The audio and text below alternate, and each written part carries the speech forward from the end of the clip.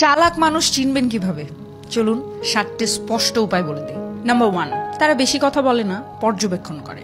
চালাক মানুষ প্রথমেই নিজেকে প্রমাণ করতে চায় না। তারা চুপচাপ সবকিছু দেখে, পরিস্থিতি বিশ্লেষণ করে এবং যখন সময় আসে তখনই বলে, তাও সংক্ষেপে।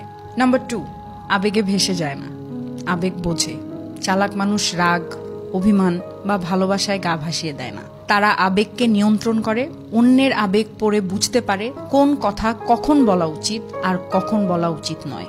নাম্বার 3, তারা কখনো নিজেকে সবার সামনে বড় দেখাতে চায় না। চালাক মানুষ চুপচাপ নিজেকে তৈরি করে। আর চালাকরা হারার ভয় পোষে না, জেতার কৌশল খোঁজে। নাম্বার 4, তারা পরিস্থিতি অনুযায়ী নিজেকে বদলাতে জানে।